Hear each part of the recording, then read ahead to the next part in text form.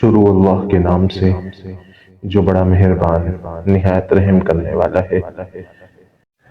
طلحہ بن عبید اللہ فرماتے ہیں، اہل نجد میں سے ایک آدمی رسول کریم صلی اللہ علیہ وسلم کی خدمت اقدس میں حاضر ہوا، جس کے سر کے بال بکھرے ہوئے تھے۔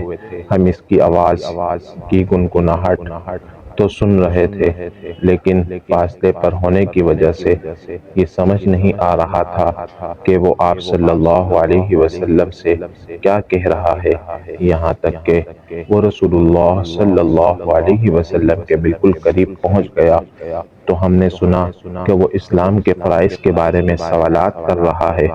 رسول اللہ صلی اللہ علیہ وسلم نے اس کے جواب میں فرمایا، رات دن میں 5 نمازیں فرض ہیں۔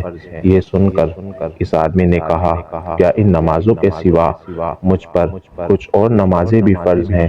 آپ صلی اللہ علیہ وسلم نے فرمایا، نہیں، مگر نفل نمازیں تمہیں پڑھنے کا اختیار ہے۔ پھر رسول اللہ صلی اللہ علیہ وسلم نے فرمایا، اور ماہ رمضان کے روزے فرض ہیں۔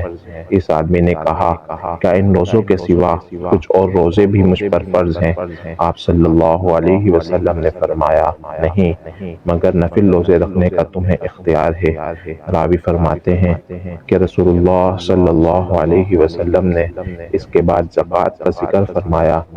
اس نے عرض کیا، اس کے علاوہ بھی مجھ پر کوئی صدقہ فرض ہے؟ آپ صلی اللہ علیہ وسلم نے فرمایا، نہیں، مگر نفل صدقہ کرنے کا تمہیں اختیار ہے۔ اس کے بعد وہ آدمی یہ کہتا ہوا چلا گیا کہ اللہ کی قسم، میں نہ تو اس پر کچھ زیادتی کروں گا اور نہ اس سے کچھ کمی کروں گا۔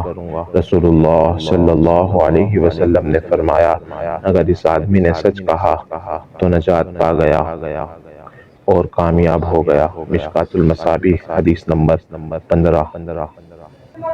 اسی طرح کی اور احادیث اور دعا وغیرہ سننے کے لیے ہمارے چینل کو سبسکرائب کیجیے۔ السلام علیکم ورحمۃ اللہ وبرکاتہ۔